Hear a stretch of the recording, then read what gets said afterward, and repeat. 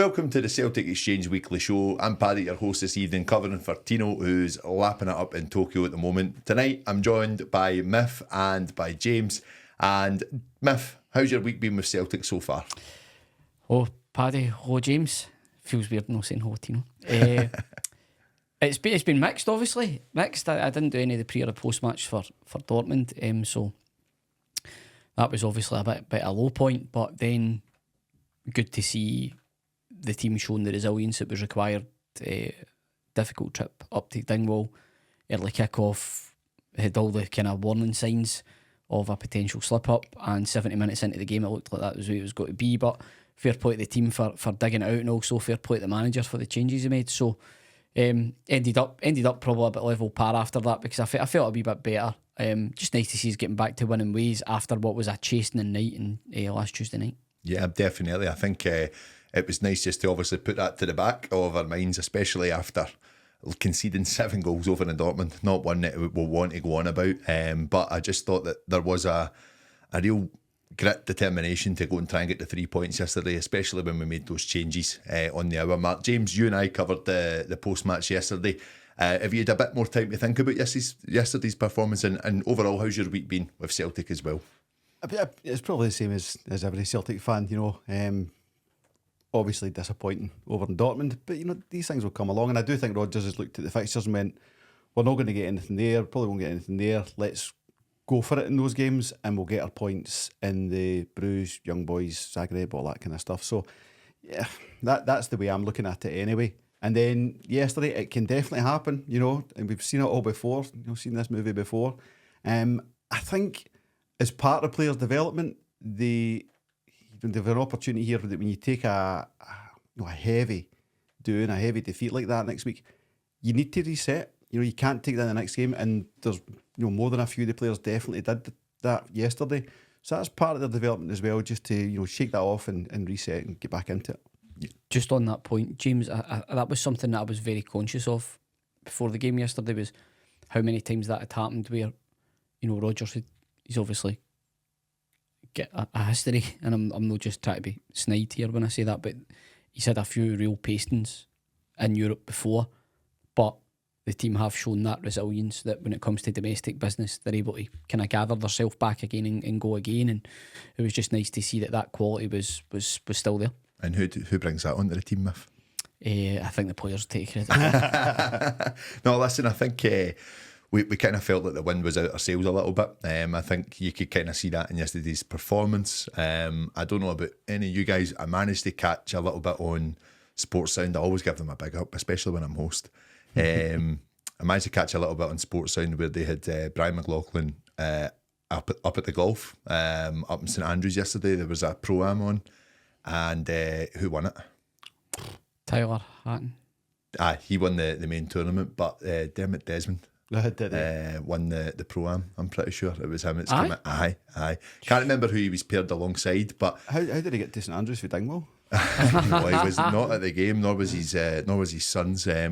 He gets interviewed basically by McLaughlin and talking about his love for golf, but then he goes on. McLaughlin starts asking him some questions about Celtic and are they where they want to be, and what's the thoughts about Europe, and everything's very hunky-dory. So he's very happy with the performances this season. He didn't bring up the result in Dortmund, but it was more just along the lines of we're on the right path, we're on the right route. He then goes on to say about the game that he's been given updates by his son throughout it. So lucky for some to get to go and enjoy that. But it seems like I think a lot of Celtic fans have been kind of looking for answers from last week in terms of what is the vision, what is the path for Celtic in this competition, because it's very difficult for us, as we know, rubbing shoulders with the giants of European football. How do we become one of those teams that teams fear to play against? But it seems it's all just very much a numbers game for our board again, and I just think hearing that yesterday of it's quite hunky-dory with everything at the moment, he's very happy with everything at the moment, doesn't fill me too much with confidence that we're aiming to really try and make a stamp in this tournament. I think there's two ways of looking at that, Paddy. There's one way thinking that is it going to be more of the same, and that's us basically playing effectively what is kamikaze football against better teams and walking into an obvious defeat, but just happy to turn up and take the money that's on offer when we go and play in the Champions League. And ultimately what that will assure us of pretty much most seasons are more often than not is domestic dominance. So a lot of people that I know, Celtic fans that I know, are quite happy with that sort of equation, that you get the money, you keep reinvesting it, and it keeps you ahead domestically, but you might not achieve anything significant in Europe. The other way to look at it is that this is genuinely part of a learning process for the team, because the manager's playing the long game. Now, good luck to those who have got faith in that particular plan, but it could actually happen where the manager says, right, the board are backing me here, I'm getting players of the quality of Arne Engels, and I know people are already jumping about and saying, it's maybe 2 not so good games in a row, but this is all massive in his development for us. You're getting guys like Engels in, guys like by Schmeichel, whoever even McCowan, how good he's been recently. You're getting players in that are making the squad better. So if that becomes a regular thing, and we're doing that incrementally each January, each summer, then rather than what happened last time in Europe where we feel it's stop-start and we're always starting again to try and build. If we actually get it right this time and Rodgers is back properly and he feels he's getting the players the calibre that he needs, then the team are actually going to have an identity and a style that they are going to maintain in Europe.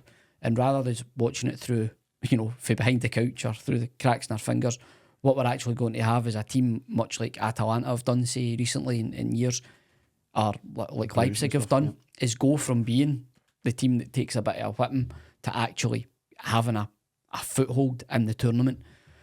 That's the dream. That's what we're hoping for. But sooner rather than later, these absolute shellackings that we're getting in the competition have to end. How that happens, whether it's by pragmatism, whether it's by better players, whether it's by a better coach, and I'm not saying that to do we upgrade that as well? That's what we have to see from the board in terms of their end of the bargain. There's a few things that tie in with that and really kind of emphasise your point. Yesterday, the talent we bring off the bench is very, very strong. This time last year, we bring off and no harm them. It would be and it would be Home and players like that. That's night and day. So we've already moved to that higher level, and like you say, that'll keep going. A second thing is, just when you mentioned Leipzig, it just triggered something in my head. FSR is going to really hamper these teams, because you can't just go out and buy your way to success. You've got to trade, you've got to be sustainable, you've got to get revenue, and they don't have that.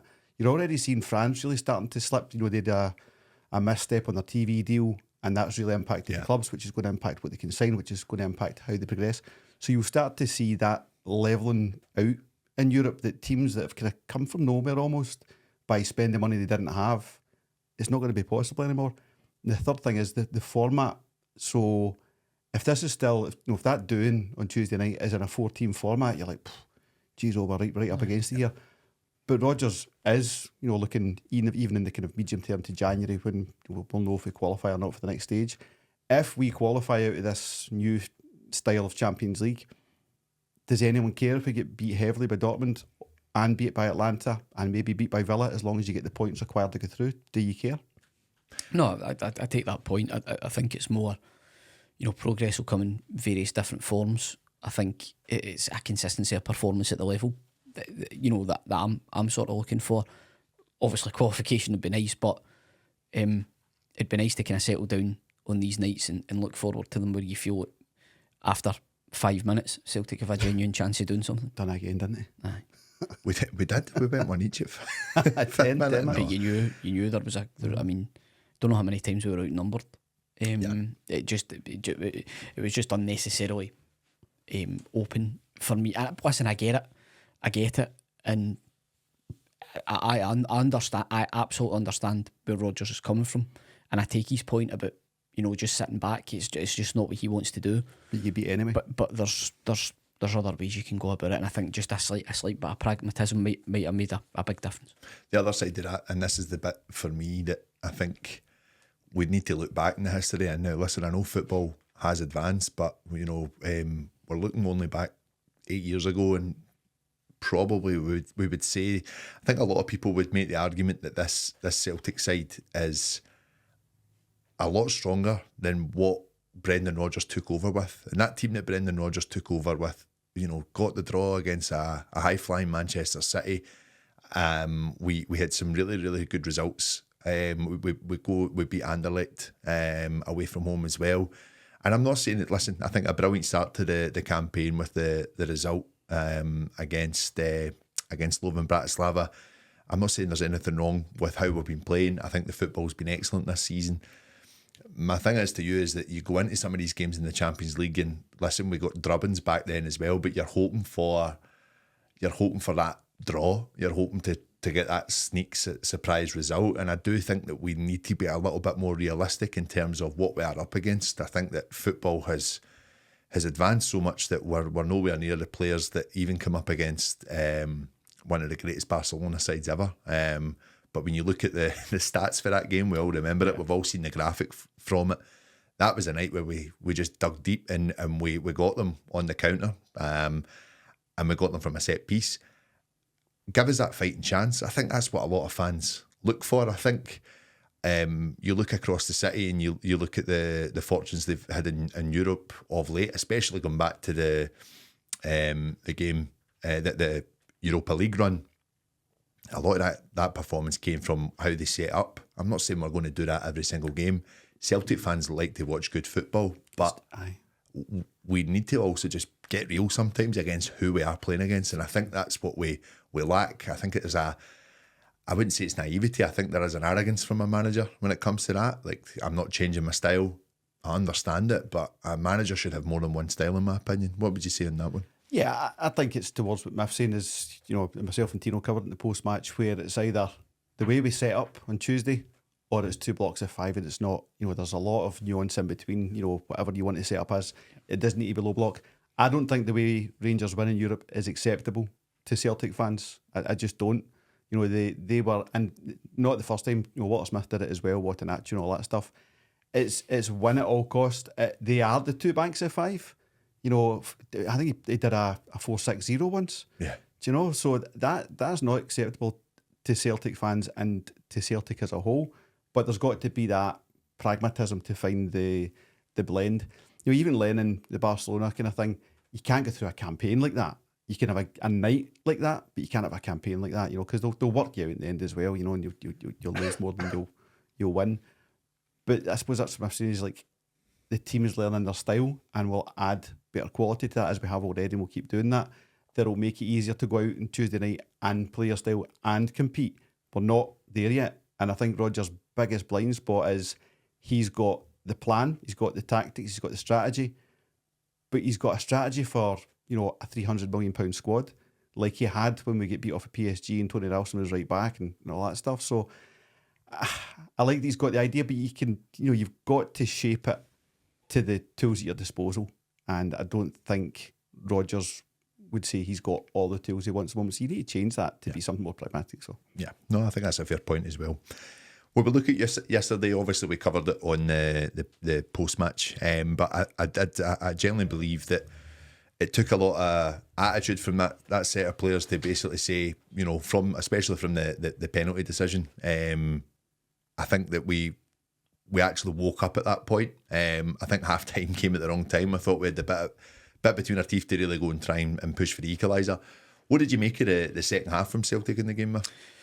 Yeah, well, initially I thought maybe got a huff and puff, but the changes definitely brought a bit of life into the team. And ultimately, you referenced it earlier, James, that's why we have invested in these players. It's because they can come on and change a game. And I think the one thing I've noticed, even through the replays, but it stood out to me at the time, was the touch that Luke McCowan takes in the centre of the park. The ball's really up high, he's got players on him under real pressure, and he kills it absolutely stone dead to go and win the foul. And I've seen people on Twitter saying, it wasn't even a foul for that. He's actually getting pulled round. Yeah. I mean, I don't know. He gets clipped as he drives away, then he gets pulled round as well. But I thought that the changes put, a lot of life into the team. I thought James looked pretty sharp when he came on as well. But more importantly, they got into that rhythm as they often do.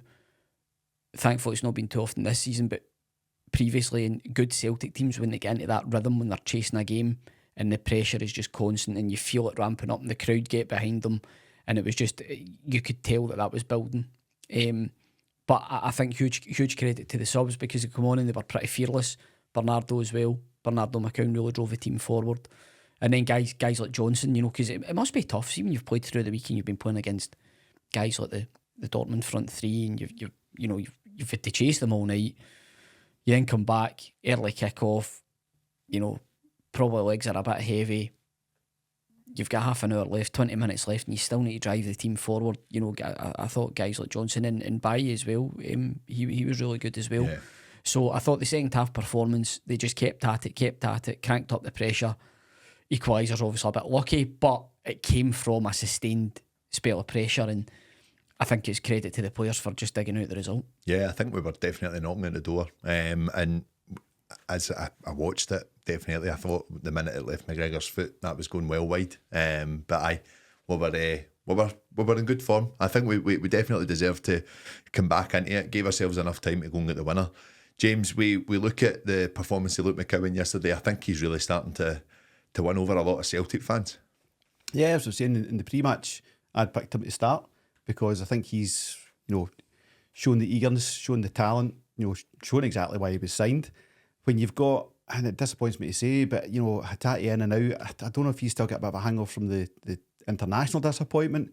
Just seems he can't get fan, and we all know the talent that Rio Hatate's got. But it doesn't matter how much talent you've got if you can't deliver it and deliver it consistently, and that's what's required at Celtic. Bernardo, maybe a wee bit unfortunate to be benched yesterday because there wasn't anybody getting past marks on Tuesday night, you know, so a wee bit harsh maybe, but Rio's given his chance, did not take it either, so Bernardo comes on at 60 minutes, starts digging out, but McCown was the difference maker. He was the one that was showing a bit of flair and a wee bit of dig as well. He had a wee bit of kind of handbags with one of the Ross County guys, and he wasn't for backing down, which is good to see too. One of my mates said Luke McCown plays, in fact it was Badger, he's not very well. Luke McCown plays like a Celtic fan that's had a chance to play with Celtic. And I thought that was just a brilliant, better than you and I maybe. Brilliant. Me anyway. Speak for yourself, James. But I thought that was just a great way to put it. He plays with that hunger and that desire. Like every single minute means something to him. It's just fantastic. Yeah, I think so too. I think he is in the position we would all love to be. Not a very, very strong performance from him. I agree with you and Paulo Bernardo. I think, again, just a guy that's looking to try and cement a place, to be honest, as well. And he looked a little bit lost last Tuesday. I still think there's better to come from him. Oh, yeah. And we've actually, think back to the game against Atletico Madrid last year, he was one of our strongest players too. So he's definitely got it in his locker, and I definitely think he has improved this season as well. So guys, we'll take a quick short break here just now, and we'll be back with this week's listener's question. Welcome back to the second part of the show. This week we're going to look at the listener's question. It's a long time listener. It's put this one in, a Motherwell boy. A Wisher boy. It's a good friend of ours, Thomas. So thanks very much for the question, my friend. Hi lads, how you doing? My question's focused on Callum McGregor, specifically in Europe. I'll start off by saying that I'm a huge fan of Callum McGregor, and I'm so thankful that he has been here for so long, and appreciate what he's achieved and what he's done for us in his career. But I'm also very aware that when it comes to European competition, I feel that he is, I don't want to say the word out his depth, but I think that defensive role really doesn't suit him, and I find that we are exposed time and time again. Now, it's not just down to Callum McGregor, it's obviously a team effort, but McGregor has been a mainstay in that role for a number of seasons, and we've taken some really, really heavy defeats while he's been in that role. My question is, do we really need to look at not so much a replacement for McGregor, because I'm happy enough for him to play further forward, but do we really, really need to start looking at a more physical, dominant defensive midfielder? So that's a tough one, guys. That is a tough one. A very good question from Tam. So I'm going to come to yourself first on this, James, because we kind of touched on this a little bit yesterday. What's your view? Have you had a little bit more to think about it? I think first and foremost, it's very, very harsh to judge a player when his other two midfielders are 60 yards that way. So he's left with three guys coming at him 2 or 3 behind them, it's now impossible. I don't know the player in world football that can do that without support. So I certainly couldn't judge him on Tuesday night. I take his point, and I don't disagree that sometimes, you know, the highest level in that 6 is McGregor best utilised. You know, would he perform better in an 8 or a 10 kind of thing? Maybe. You know, he certainly, you know, performed that role in years past, but you know, he's been a 6 for a long time now, and he's anchored that as his position. But it's a tough role, and maybe it is a role for someone with, you know, slightly younger legs. My biggest fear of McGregor all throughout his career was he was playing too much football and it would catch him in the end. And I don't know, certainly can't say legs are going. He's a fit boy, but just maybe not moving through things as quickly as he could be. Every single position at Celtic is upgradable, and I don't think anything's sacrosanct. But it's difficult. It's really difficult when you're a player like that as your captain, who's bringing you a lot more than just football and ability. Can I pass? Is that an option? No. Thomas wants an answer tonight. For a formation change, and this isn't a problem. You know, a 4-3-3 against fast players when you're leaving your 2, you know, colleague midfielders and your 3 attacking players 60, 70 yards away, that's going to be a problem. But if you went more 4-5-1, something like that, then less so. Double pivot, Miff, I know you like a bit of that. Then, you know, he's got immediate support there at all times. Obviously that blunts us going forward, but we're all, I think, of a mindset that we don't mind a wee bit of, you know, attacking, you know, the attacking side of things getting blunted if we're a wee bit more careful, you know, when teams are coming at us. So my answer is certainly not. It's too early. Certainly not right now. It's too early to be talking about McGregor not playing for Celtic. But I think we need to see things like, you know, 4-5-1s and stuff and double pivots or however you want to set up. Just give him that help, and then we just keep a close eye on things going forward. Yeah, listen. The thing for me, and I think you nailed it at the very beginning, is that should you just shut up then? No, absolutely not. We need the airtime. It's more just the support he got last Tuesday. I thought he was left so exposed, and not even just by the 2 midfielders in front of him. I genuinely thought it was a poor performance in protection from Greg Taylor and Alistair Johnston, but then it looked as if they were trying to deal with their situation as well. These are not individual problems, these are managerial problems. Yeah, right? So I'm not blaming any of the players for exposing anyone. The manager set them up to be exposed. This is the thing for me though, and I think it's if you're listening on your way into work or your way home from work, Miff just shook James's hand there for that comment. Miff's hatred of our excellent manager overfloweth. But no, what I'm saying is, if you look at the likes of Arne Engels and Paulo Bernardo, surely they've got the legs to cover their defensive mid. Surely they should seconds, be. But of course, it's seconds, but you then look at who you're committing forward. You then look at, you know, at that point, if you are going to be the midfielder that's moving into that position, you're going to be further up the field. That's where then you need to look at your wing backs and make sure that they're also playing in tow with their defensive mid. I actually think McGregor is one of those players as well. When we're on the attack, he is the one that drops deep in between his 2 centre halves to give them that other option. Yeah. Going forward, do we bring ourselves up, or are we just worried about the pace that we're up against? Is that if you leave a big gap, then pace will kill you? Of course it will, and I think we've seen that with Austin Trusty. He was nowhere near any of their left hand side, nowhere near it. He just didn't look comfortable with it at all. We've had some severe misfortune in the past couple of Champions League campaigns. Not being able to play CCV and Starfelt together being one example, and then Vickers being injured for that game is another. Now, if there was ever one game we needed him, it was there for having the pace to cover. I actually thought of all the players Liam Scales did admirably. Yeah, agree. I get shot down for saying that, but I thought he did admirably. Again, it was a very low bar. Aye. And I actually thought Hatate played a decent second half, but he showed a wee bit. Correct. But that's just my opinion. On the McGregor question, progress, you know, will come for the team. It will bypass any individual, because that's the nature of team sports, and we can often get sentimental at times. But I think Callum McGregor has retired from international football to preserve his club career, because he knows that it's going to get more difficult to maintain his place at Celtic because of the demands of the manager. I don't think it's a coincidence that he's quit. You know, now that Rodgers is back and he knows what's coming. He knows we're going for a tilt to try and improve in Europe, and he wants to keep himself fresh for that. But he needs to, because he's played a lot of football. He's getting on in years, and I think it's a fair point to say that he's probably maybe a wee bit too slow in covering the ground now for that level of football, and that a more physical and dominant replacement would be better. But I would reiterate the fact that he's good enough to be in the team, absolutely good enough to be in the team at somebody else's expense. I think, though, what you need to remember is he was probably the best man in the park against Slovan Bratislava. So this level is all about levels. Yeah. You know, there's levels within the levels at European football. So Callum McGregor goes for playing in a home game and being one of the men of the match. He was absolutely outstanding. Great team performance, to be fair. But then it's a bit harsh to kind of single him out, because it was a fairly abject team performance despite the quality of the opposition.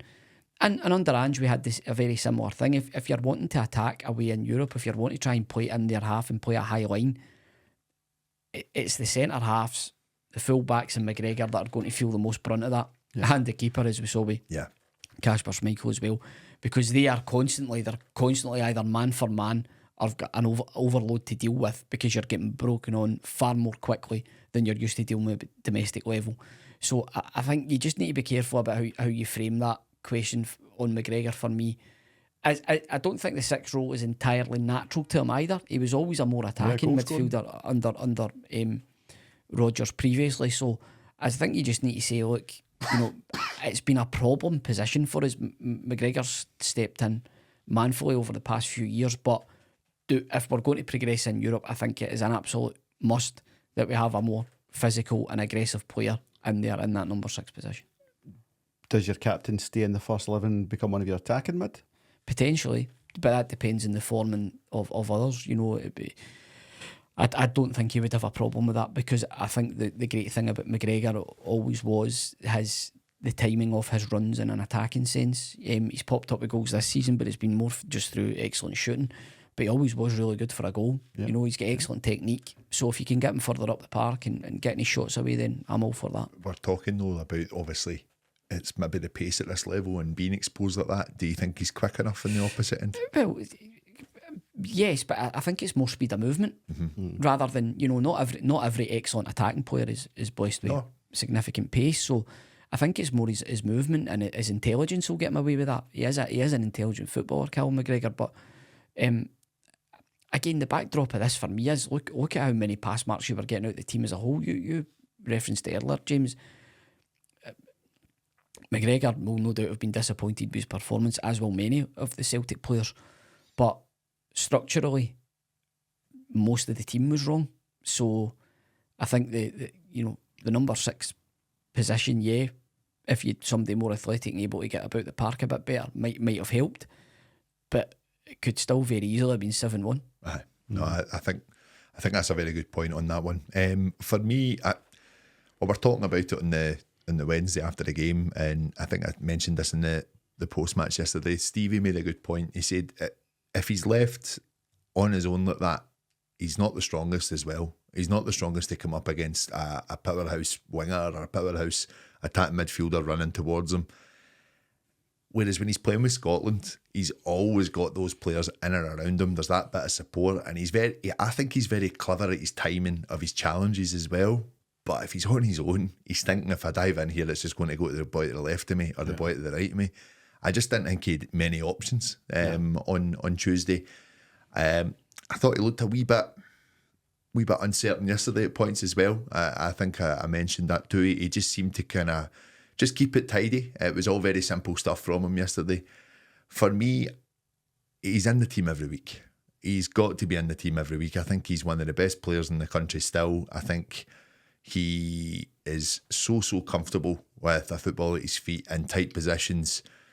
And I just think every player just has an off day, and that was his off day on Tuesday, as well as many others in that game.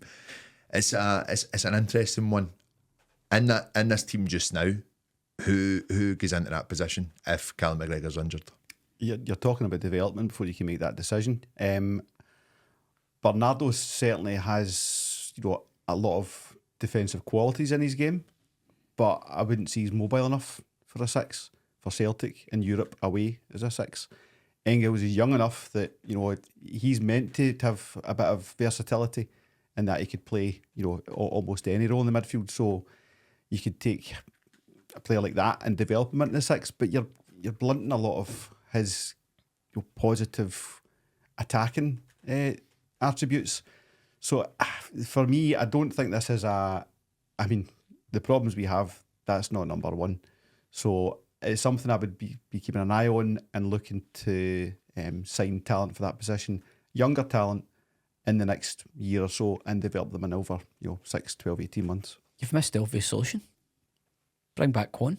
Quan, man, yeah. The K-man. What about Luke McCowan? Well, I Not a think 6. Luke McCowan's shown that he's played it with Dundee. an excellent player, but great attacker. I think to me he looks like somebody we would want more going forward. I think he's got to put in the requisite amount of work that you would need in the 6th position. But to me, he's a player very much in the mould of McGregor. I think you would be looking for someone maybe a bit more of a destroyer. Yeah, I think a Wanyama type. Oh, yeah. I think in Europe, I would look at Arne Engels. I do. Yeah, I just think for the pace of him, I think he kind of played that position good few times for Augsburg as well.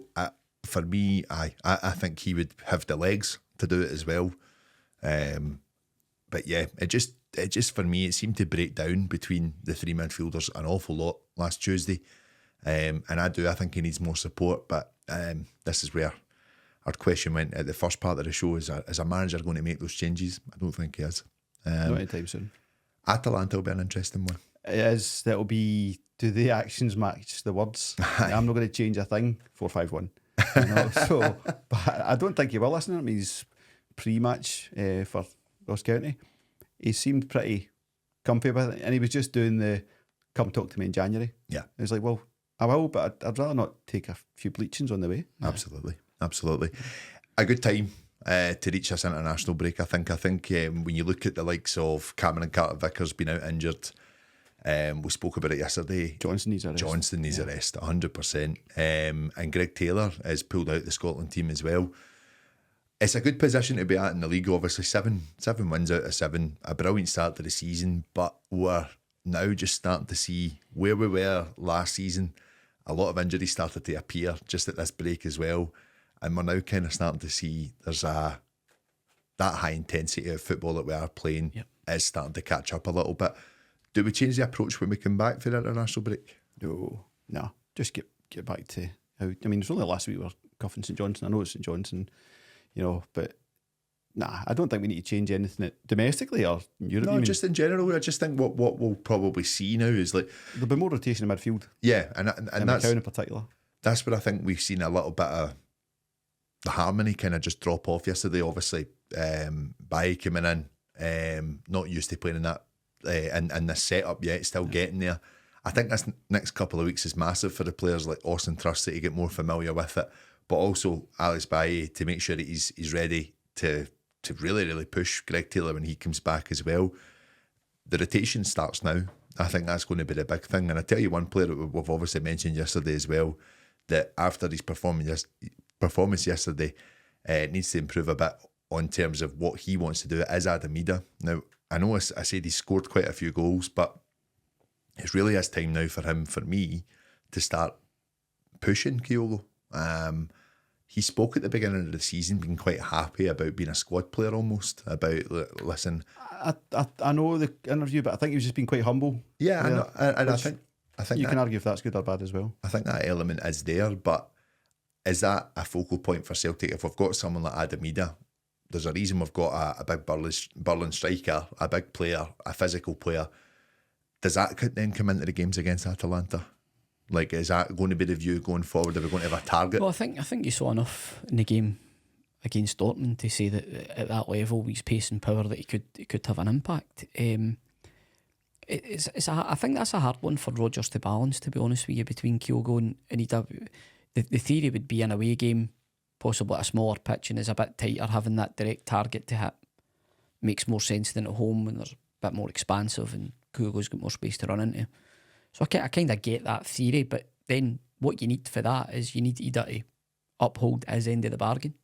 You know, for the ball to come in, him to be killing the ball, bringing other people into the game, lots of movement still, because regardless of how tight the park is, Kyogo's movement gives MD a problem. Again, we saw that yesterday when he came on. So for me, it's really down to the player to be taking the opportunities that are given to him. And I thought against Dortmund, you know, arguably he should have had a couple of goals when he came on. But he showed enough there to say, right, okay, well, he's taking on the challenge. But you need to then back that up, and that is what being a Celtic player is all about. So the lessons this week for Ida and for Engels are, right, you've just been paced at 7-0, but on the trip up to Dingwall at whatever o'clock in the morning you got up there, or you fly back in, head straight up to Dingwall, you need to go out in the park and you need to do the business. And Ida joining in January last year, he never kind of had that experience in and around the squad with European football and things like that. So as much as it can be quite painful, it's all part of the development of becoming a better Celtic player for these guys. And the hope for us is that they just improve on from it. But they have to uphold their end of the bargain when they get their chances. Yeah, I would agree with that. Okay, guys, we'll move on to our next break of the show. And then after that, we'll be back with this week's mystery goal. And we'll also reveal the goal scorer from last week's. Welcome back to this week's show. So we're going to listen to last week's mystery goal. I wasn't here for this one, so when it came to me to be tasked to create this week's goal, I picked the same goal. Imagine the chances of that, but hey, we'll play this week's goal for you just now. Here's Tierney with the first searching ball in. That's dangerous. Oh, he's got them up to the perfect start again, and it's Moussa Dembele for Celtic. Claudio Ramos. So Moussa Dembele against Manchester City, guys. What a game that was. That was back and forward football under Brendan Rodgers. Miff, what's your memories of the big man? Of Moussa, I just loved him. Absolutely loved him. Specific memory of that game, that was my oldest boy's first European game. Right. And atmospherically, as good as I've ever heard the old ground. To be honest with you, it was amazing that night. I've still got a video on my phone. Before the game and even just during the game, the wee man singing. He was only 4 at the time. So it's really special memories of that game. KT performing admirably as well, local boy. So, and he was my boy's hero as well. And I believe getting into that game, City were unbeaten, weren't they? They were on some sort of mad run and had won every game, and then we stood up to them, and that, I suppose that's the other side of Europe, is games like that where you're getting into it probably expecting a bit of a pacing, and lo and behold the team stands up. That from memory, Big Rogic was outstanding that night as well. So fantastic memories of that night. But for Moussa as a striker, what a player. If only we could have kept him fit and motivated for another season or two, he would have broke all manner of records. Absolute outstanding striker. What about yourself, James? Natural born striker. Yeah. It's kind of rare that you see players who are just like Cadete, Larson, just natural born strikers. He had everything, and also getting him at that time. We got him at the time because we signed him in the free, and you probably ordinarily wouldn't get a player of his profile when he came in, and he was just class from minute one. I was ready to go, no development required, just bang, off you go. And everyone loves a guy that scores hat tricks against Rangers. Yeah. Especially perfect hat tricks. So that's always going to go in his favour. He's just one of those players that we seen how much he took to us as a support as well. He still does. Yeah, he's still got his wind up. He's still got his tweets. I still think that's his agent, but I don't care.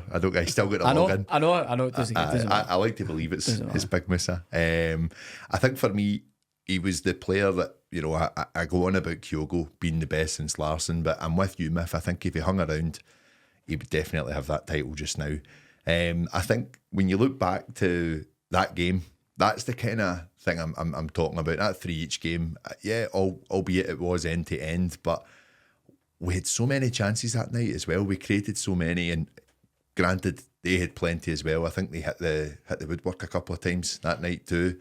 But if you watch it back, there's some great chances. I think Rogic has a good chance as well. Just some of the football we were playing that night, it was fast, free-flowing football, which we are starting to see. Well, we are seeing with this team just now, but you go back to the Kieran Tierney goal that night as well. We all thought from the standing section when we were in, he'd hit it clean and it went straight in. Oh, what a goal, what a goal. And you just see heavy deflection. Heavy deflection. But no, a brilliant performance. One of the talking points of that night was Raheem Sterling's goal. Just a ridiculous finish. Just the way he puts it under Craig Gordon. Could have signed him in the summer.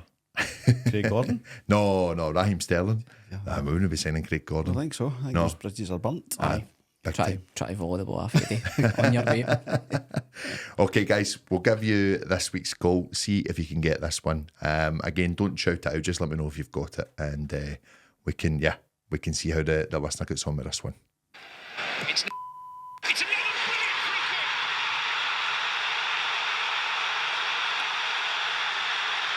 A moment of magic gives Celtic the lead.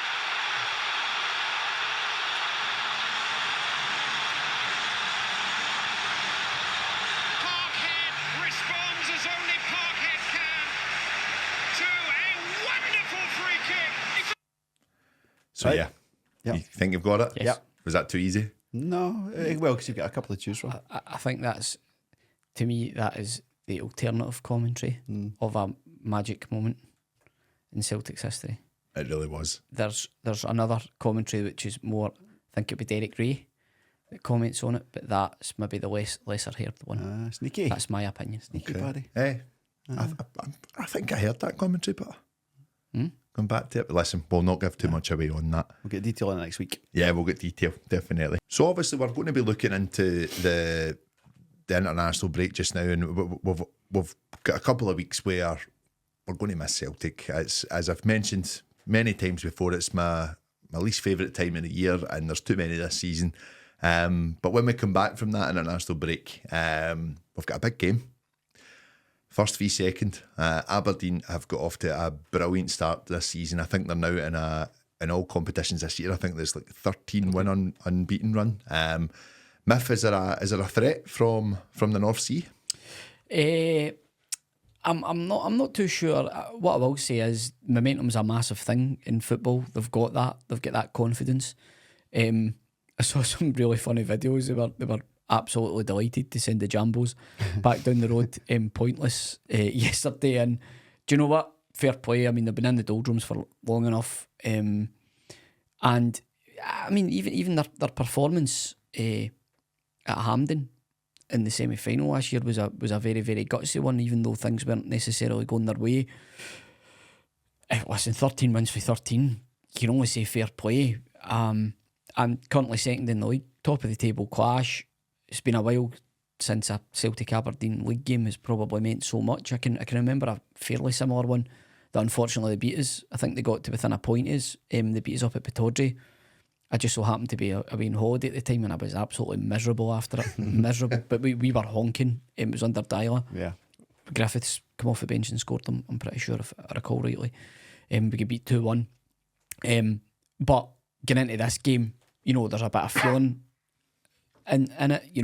Aberdeen will be coming, and it could actually play into our hands. Aberdeen will be coming down, and rather coming down and maybe trying to absorb a bit of pressure or whatever, they might be going toe-to-toe with us. So it's very much one I'm looking forward to. But listen, here's hoping they can sustain it, because what a shot in the arm for Scottish football. I've seen a lot of chatter online about the fact that Killie Rangers is getting shown rather than Celtic Aberdeen, but who could have foreseen that the Celtic Aberdeen game would have meant this? But surely somewhere in the TV deal you could maybe do something about React. What a showcase this is. Two teams unbeaten, top of the table. This is the type of game that we as a league should be shouting about and putting out to the world. Absolutely. I think the way that it runs is pretty poor that way, that they do have the set fixtures, and they should really look to kind of just snap that out as soon as they can. I think, especially now that we've got this extra deal with Premier Sports, I think that there is room for that. It has been a very impressive start from them. I think there was a big worry with obviously Bojan Miovski leaving in the summer, but it seems as if they have invested the money pretty wisely. And then, I don't know about how you feel about your man Duke just deciding, no, you're playing well now, I might come back and give it a go. But he's an impressive player on his day. Yes. What do you make about their resurgence this season? Just firstly, in the media side of things, are you saying that the media companies are going to be starting to make sure that they get a mandated 4 Celtic Aberdeen games live every season going forward? Is that where we're at now? Case. Aye. Right, just Absolutely. To Games at Celtic Park and all of that. Foremost. Okay. So we were doing the post match yesterday when their game was on. We were getting a bit of kind of live match reaction from some of the folk in the comments. Yeah. So I caught the last 5-10 minutes. It was 2 each. Hearts had just gone down to 10 men. What a stupid tackle I've not even seen it yet. Oh, stupid. But apparently at that point, Aberdeen were hanging on a wee bit. Aye. But they did hang on. And then man advantage. It was the drive, incessant drive. The one where Duke ghosted his man and got the ball in. And there was 2 guys trying to get 2 Aberdeen players, lining up to get it. And that shows desire in itself. It was their belief that really kind of caught my eye. Yeah. And that's great to see. A strong Aberdeen is always good for Scottish football, and I really do want to see them coming and getting into a proper trading model. Follow the things like Bodo Glimt and stuff like that, so they can keep adding talent and trading players and adding talent and just keeping that virtuous cycle going. As for where we're at for the upcoming games, so they've got us. I think then Dundee United away and then Rangers at home. I think it's the next 3 games. So we would definitely be the tougher one coming away from Tawdry. I think the international break comes at kind of rarely do I want to see it, but I agree with you. I think it's coming at a good time. Let some guys get rested. CCV, good chance he could be back. Come the Aberdeen game, and you would throw him into that. I think the form we've been in this season, it's not been stuttery at all, bar yesterday. I think Aberdeen have stuttered a wee bit, but they've got there, and that's all that counts. It should be a cracking game anyway, but I still think we've got a decent strong edge over them, but it's going to make it interesting for teams beneath them in the league. Twitter was a great day yesterday, especially after us getting the late equaliser, but I also seen the late win. Seen a brilliant tweet from a Hearts fan. I can't really read it all out, but it was basically along the lines of, they might be unbeaten, but they're not that good. well, I seen, I don't know who the 2 players were, but there was a video from the, behind the goals in the Aberdeen end, not the beach end, the other end. And they were singing like Hearts are falling apart again. And 2 players have come out the tunnel. And this was way after full time. And I've come up now tops off and come up, aye, and then ran away back in again. Yeah. So I don't know who the 2 players were. I don't know the context if they were ex-Hearts players or if there was a bit in needle during the game or whatever. But I suppose it's just a signal or a sign of that sort of team togetherness and enjoyment the fans are getting out that sort of run, which is ultimately what football's all about. It's funny how your mindset changes when it's no Rangers you're talking about. So it's another team other than Rangers. I enjoy yourself, lads. But such is the nature of football up here. It's how fickle we are. But I agree with James. There being a third party involved, regardless of who that is, preferably no Hearts, just absolutely means that it raises the value of Scottish football, and it means people, for the intrigue or the novelty value alone, people will tune in to see that third challenger because they'll have everybody bar Celtic and Rangers fans goodwill. Yeah. And if Hearts then go on and sign a manager using the Tony Bloom formula or whatever magic machine he's got, and then they utilise that to sign players that they can trade and become a wealthier club. I know you don't want to see, because it's Hearts, and neither they are, but I do want to see other Scottish clubs challenging us. I was jesting. And definitely challenging them. So it can only be good, and it shouldn't just be those 2 as well. I mean, Hibs and Dundee United always been strong contenders in Scottish, well, not contenders for the titles and stuff, but traditionally been strong clubs with big followings, big backgrounds. You would love to see a competitive top 6 like that, surely. Yeah, absolutely. I think one of the things that still kind of sticks with me just now, and I know it was relevant to the game yesterday, but I'm going back to Sports Sound. They kept mentioning about the gap now between Aberdeen and Hearts, and I think obviously relevant to Hearts finishing 3rd last season and Aberdeen struggling. But there's now 19 points between the 2 of them. There's also 5 points between Aberdeen and Rangers at this point as well. And we've spoke about Espanyolification on this show before, but I think it has been an impressive start. the players will be up for this one.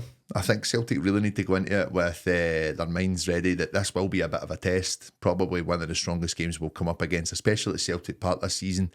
But I've got every feeling that we've got enough about us to go and get the victory against them.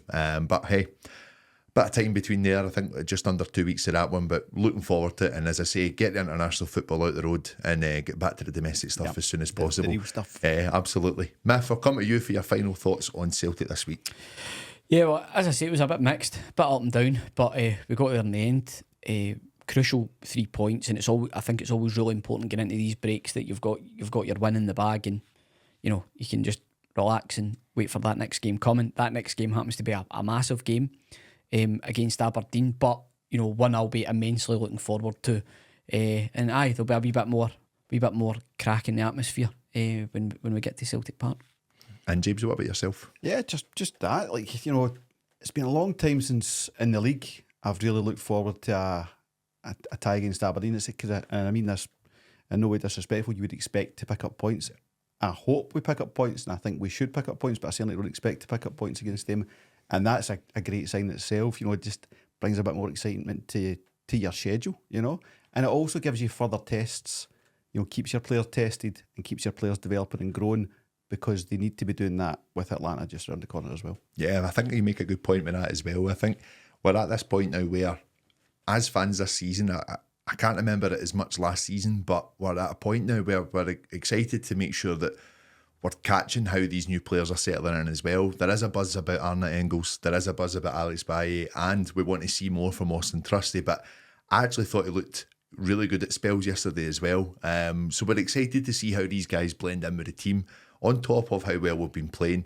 One man we've not mentioned tonight, and I'm just going to give him the final say, he got his first song yesterday, a song before James Forrest Smith, is Nicholas Kuhn. It's a disgrace. It is a disgrace. It's an absolute disgrace. Dear Mr. G Brigade, this is for me. Come on, what about Jamesy? You just made even just a James Super James. I've tried just geese son. You made me think of that thing on Follow where the guy does with the walkie-talkies. Do you copy, fellow Bear? Oh no, man. Do you copy, fellow GB? You're the family stand. Where is the James Forrest song? But no, I think Nicholas Kuhn, I spoke about him hiding last Tuesday. He definitely came back out yesterday, so big well done to him, and a very well taken goal. Well, that was excellent driving finish, just the composure. I think it might sound like quite a gob statement, but he should be doing it more often. He has the opportunity to do it, and he often... He had it on Tuesday night. Just has to do it more often. Nice one. Well, listen, guys, a big thank you to you, the viewers and listeners, for tuning in with us this week. A big thank you to Miff and James. It's been a great show. Oh, I like that. I'll get that in the final edit. I was prompted, to be fair. We'll be back in next week. There'll be no pre or post match for the Scotland game, sadly. But we'll be back for next week's weekly show. It'll be myself still hosting. This guy's edging it out with another week over in Tokyo. But to you, the listeners and the viewers, very much a big thank you from all of us here.